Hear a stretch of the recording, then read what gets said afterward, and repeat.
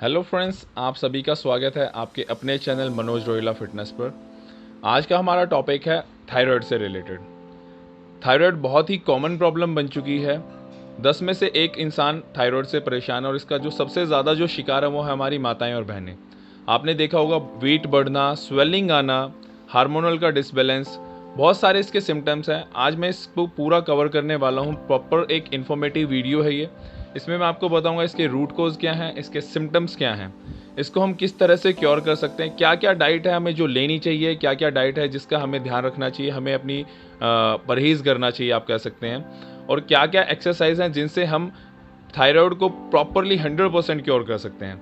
तो चलिए सबसे पहले हम बात करते हैं इसके सिम्टम्स के बारे में।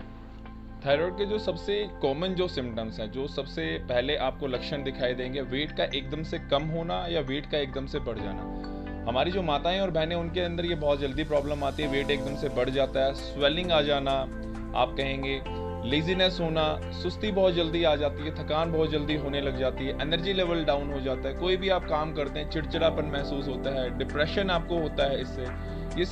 ये कुछ कॉमन सिम्टम्स हैं इसके। अब हम बात करते हैं इसके रूट कॉज की कि ये होता किस वजह से।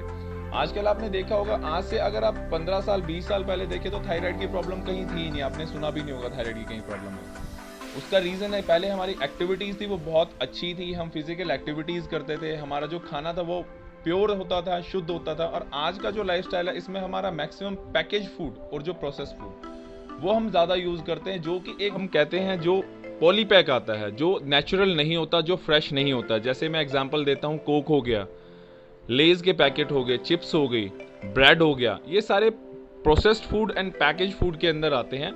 ये जो फूड है ये कहीं ना कहीं थायराइड को बढ़ाने में, उसकी प्रॉब्लम को क्रिएट करने में इनका एक बहुत बड़ा रोल है। दूसरी जो सबसे इंपॉर्टेंट जो चीज़ है वो है आयोडीन।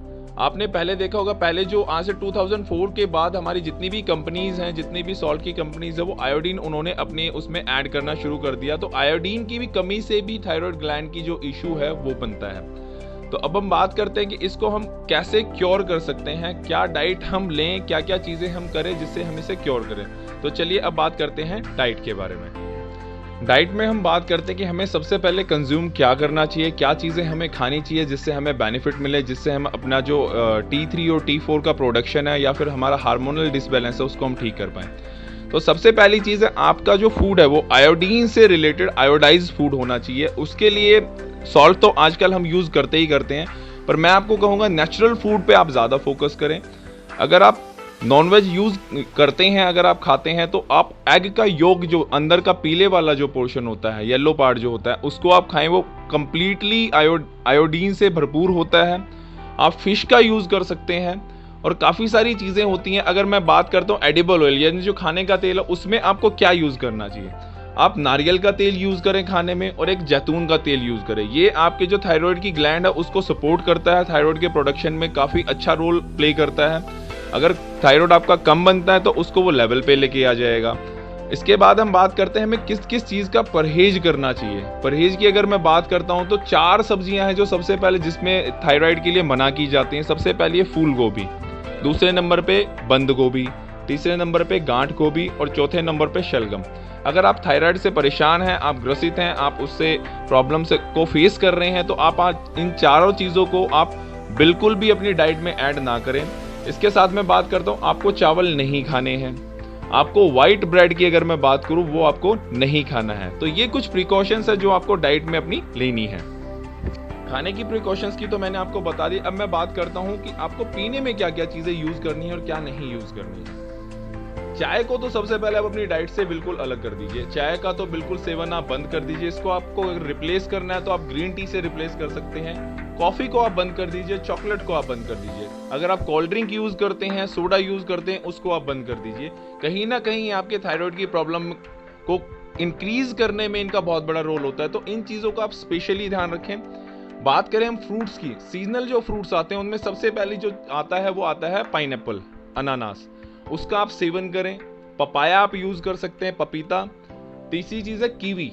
आप इनको अगर आप खाते हैं, अपनी डाइट में ऐड करते हैं, तो ये आपके जो हार्मोनल डिसबैलेंस है, जो T3 और T4 का कम बनना या ज़्यादा बनना, उसको ये लेवल पे लाने में, बैलेंस करने में बहुत ही इंपॉर्टेंट रोल प्ले करती हैं। अब मैं बात करता हूँ माइक्रो न्यूट्रिएंट्स की। मैग्नीशियम एंड सेलेनियम, ये दो एक केमिकल आप कह सकते हैं, ये हमारे थायराइड की जो प्रॉब्लम है उसको क्योर करने में बहुत ही कैपेबल होते हैं, बहुत ही अच्छे सिद्ध होते हैं, साबित होते हैं। और इसके मैं आपको नेचुरल सोर्स बताऊं तो आप काजू का सेवन करें, कैश्यूज, आप आलमंड्स, बादाम का आप सेवन करें, अखरोट आप यूज़ करें खाने के लिए।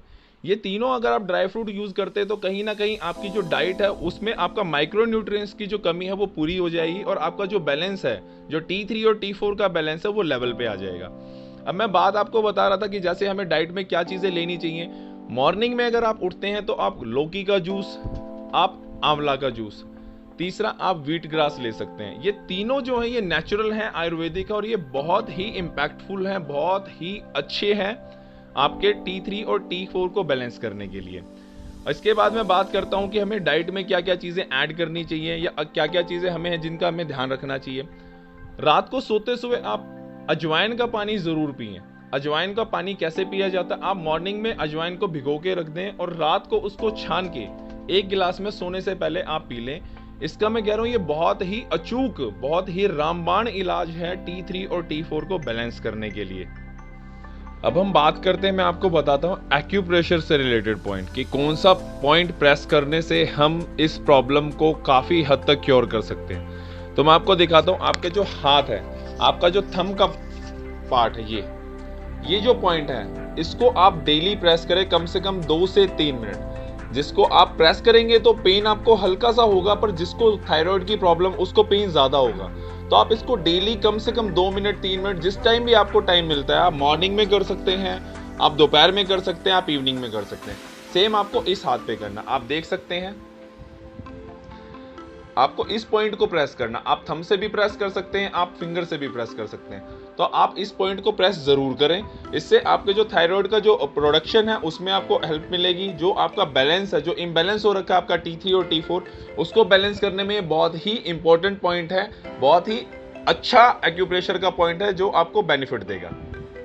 अब मैं बात करता हूँ एक्सरसाइज की, योगा की, या आप कह सकते हैं प्राणायाम की, कि कौन कौन से एक्सरसाइज या योगा करने से हम इसको 100% क्योर कर सकते हैं। सबसे पहली तो जो प्राणायाम का नाम आता है वो आता है कपालभाति प्राणायाम। कपालभाति प्राणायाम अपने आप में हर तरह की पूरी बॉडी के हार्मोनल डिसबैलेंस को क्योर करने में कैपेबल है। 5 से 10 मिनट आप डेली कपालभाति जरूर करें। आप उसके साथ उज्जयी प्राणायाम कर सकते हैं। मैं आपको प्राणायाम का बता रहा हूं, आप मेरी चैनल पे जाके देख सकते हैं। और हाँ, अगर आपने मेरा चैनल अभी तक सब्सक्राइब नहीं किया तो आप प्लीज़ सब्सक्राइब कर लें और बेल आइकन ज़रूर दबाएं, ताकि मैं जो भी इंफॉर्मेटिव वीडियोस लेके आता हूं, एक्सरसाइज की वीडियोस लेके आता हूं, किसी प्रॉब्लम का क्योर लेके आता हूं, तो उसकी नोटिफिकेशन आप तक पहुंचती रहें। और रहे थे प्राणायाम की एंड योगा की, तो सबसे पहला आ गया आपका कपालभाति प्राणायाम। दूसरे नंबर पे आप कर सकते हैं अनुलोम विलोम प्राणायाम, ये भी आपके T3 और T4 के लिए बहुत ही बेनिफिशियल है। तीसरा नंबर उज्जयी प्राणायाम। मैं आपको पूरा जितने भी प्राणायाम है आप मेरी चैनल पे जाके इनको देख सकते हैं। मैं मॉर्निंग में एक पूरी सीरीज भी डाल रहा हूँ, मैं डेली किसी ना किसी प्रॉब्लम का क्योर लेके आता हूँ, उसकी एक्सरसाइज मैं आपको बताता हूँ, क्या उसके जो हेल्दी टिप्स हैं, कुछ इन्फॉर्मेशन जो होती हैं वो मैं आपको अपनी वीडियो में डेली बताता हूँ। डेली मॉर्निंग में 7 बजे मैं लाइव आता हूँ यूट्यूब पे, आप मुझे वहाँ भी ज्वाइन कर सकते हैं। और लास्ट में मैं आसन की बात करता हूँ, सर्वांगासन। मैंने सर्वांगासन का वीडियो भी शूट करके डाला, आप वहाँ से देख सकते हैं। ये 4 मैं बिल्कुल सिंपल और इफेक्टिव बता रहा हूँ। बताने को बहुत सारी चीज़ें हैं, आप कहीं भी देखेंगे तो दुनिया भर की वीडियोस हैं, बहुत सारी चीज़ें हैं जो आप फॉलो कर सकते हैं, पर मैं हमेशा आपके लिए बहुत ही सिंपल और बहुत ही इम्पैक्टफुल चीज़ें लेके आता हूँ। तो ये 4 चीज़ें आप डेली 5 से 10 मिनट तक एक उसको आप टाइम दें। और मैं आपको कहता हूँ, मैं आपको विश्वास दिलाता हूँ, मैं आपको आश्वासन देता हूँ कि 3 से 4 महीने मैक्सिमम आप अभी टेस्ट करवा लीजिए, अपना T3 और T4 का लेवल देख लीजिए, और 3 महीने के बाद आप देखिएगा आपका पूरा का पूरा जो लेवल है वो बैलेंस हो चुका होगा। तो ये कुछ छोटी छोटी टिप्स हैं जो मैं आपको बताता हूँ। और प्लीज़ अगर आपको वीडियो अच्छा लगे तो लाइक करना और सब्सक्राइब करना ना भूलिएगा। और इसी के साथ हमारा टॉपिक यहाँ खत्म होता है। धन्यवाद।